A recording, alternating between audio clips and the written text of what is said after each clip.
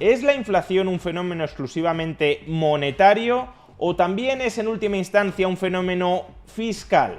¿Por qué los estados más fiscalmente irresponsables tienden a ser estados sistemáticamente inflacionistas? Veámoslo. Con este vídeo concluimos la serie temática sobre inflación que ha sido apadrinada por Freedom24. En vídeos anteriores ya explicamos qué es la inflación, quiénes sufren en mayor medida esa inflación, cómo podemos protegernos de la misma y por qué los bancos centrales son capaces de generar inflación.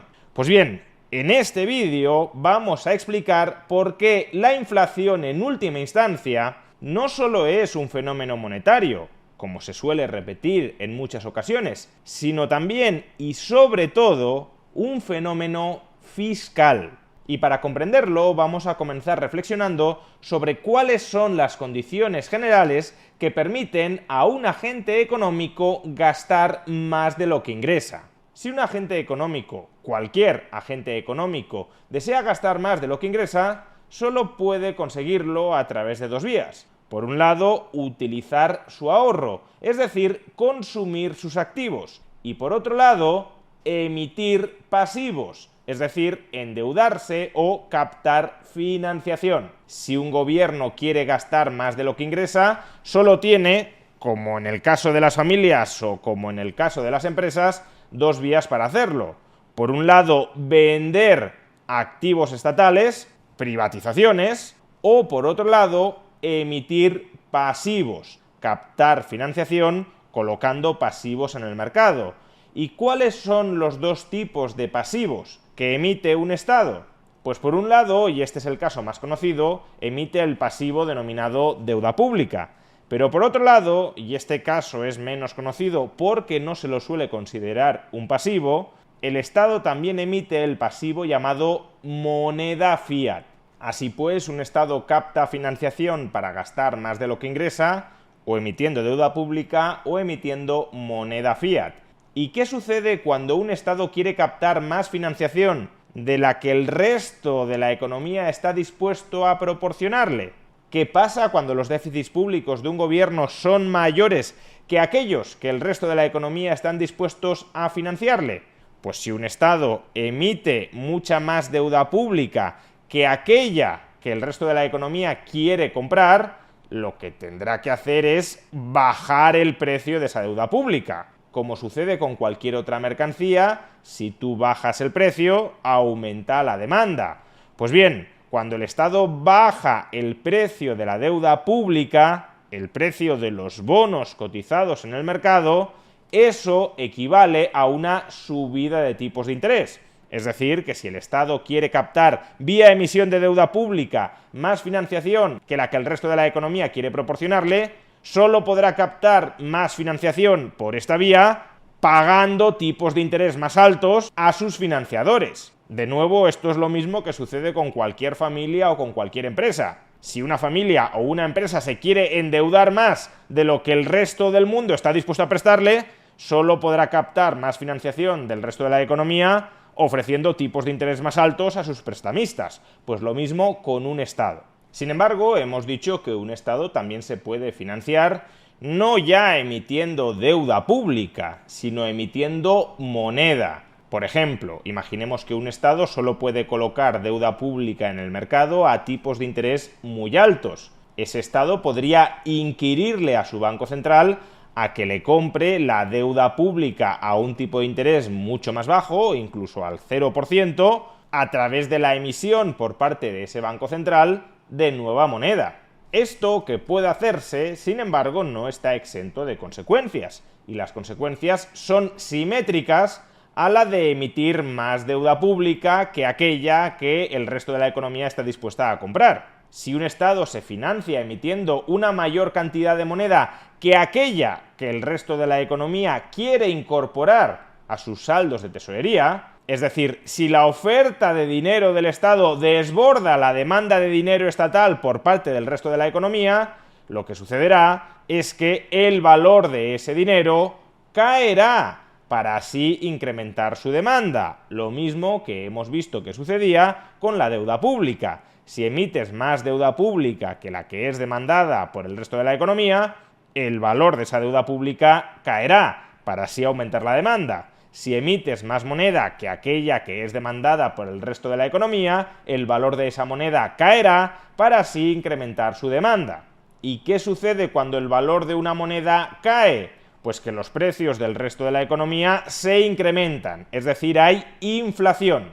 Por consiguiente, cuando un gobierno quiere captar más financiación que aquella que el resto de la economía está dispuesta a proporcionarle a un determinado precio, podrán acaecer dos tipos de consecuencias, o subidas de los tipos de interés o inflación.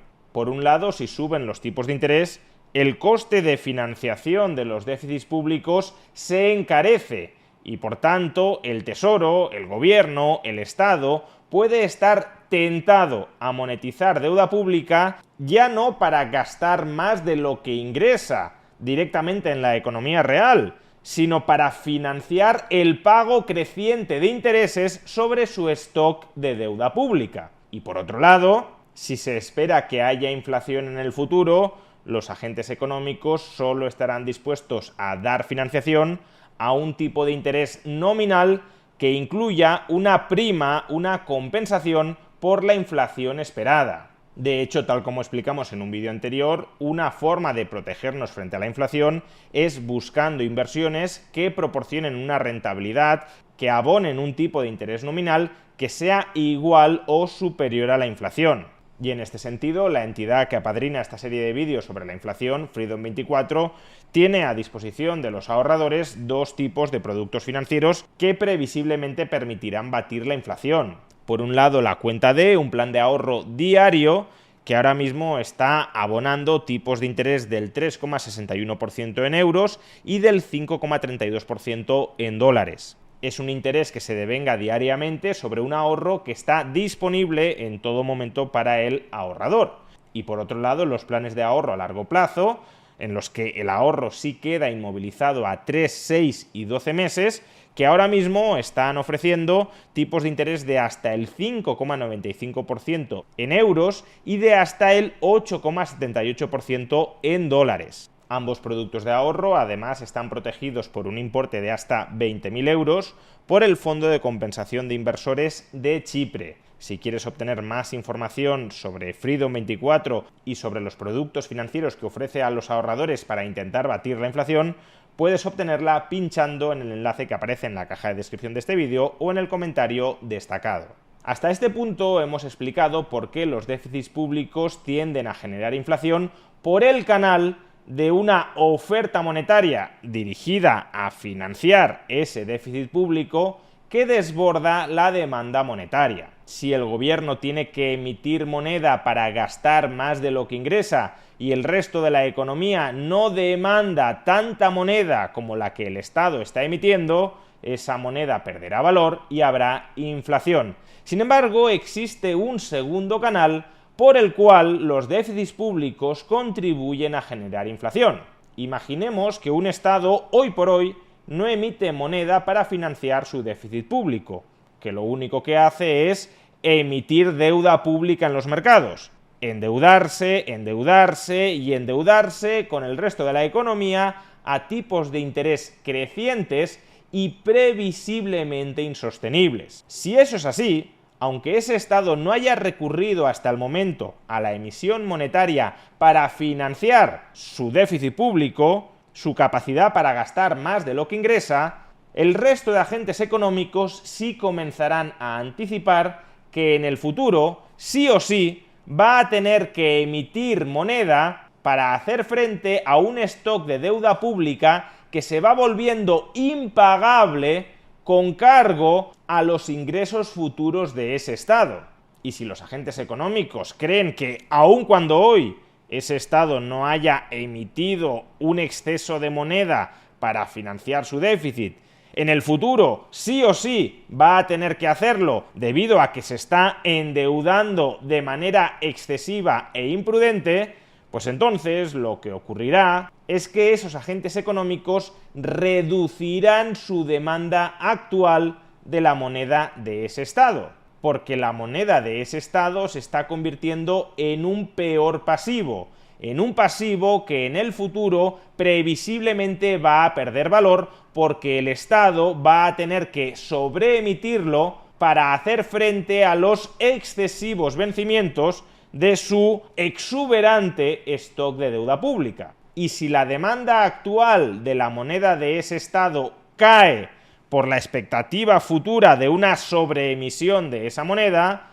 entonces, aunque la oferta presente de moneda estatal esté congelada, misma oferta y mucha menor demanda, menor valor de la moneda y por tanto inflación presente. Por consiguiente, ¿por qué la inflación es también un fenómeno fiscal? Pues porque los déficits públicos excesivos y persistentes dentro de un régimen de moneda fiat inconvertible emitida por el propio Estado deficitario terminan generando en el presente o en el futuro una oferta de moneda estatal que desborda su demanda. Y cuando la oferta de cualquier mercancía supera su demanda, el valor de esa mercancía se deprecia y la depreciación del valor de la moneda es la inflación. Y por eso los estados fiscalmente irresponsables, aquellos que desean endeudarse muy por encima de lo que el resto de la economía está dispuesta a financiarles, son estados persistentemente inflacionistas. Estados de cuyos pasivos hay que escapar porque tienden a ser sistemáticamente defraudados. Porque eso es en última instancia la inflación. Un fraude, una confiscación, un señoreaje, un impago perpetrado por el deudor, el emisor de la moneda, sobre su acreedor, el tenedor de la moneda. Y precisamente si no queremos que nos roben a través de la inflación, hemos de comprender adecuadamente este fenómeno y protegernos en consecuencia. Espero que esta serie de 6 vídeos sobre la inflación apadrinada por Freedom24 os haya ayudado a comprenderla mejor y a minimizar el riesgo de que el Estado os robe a través de ella.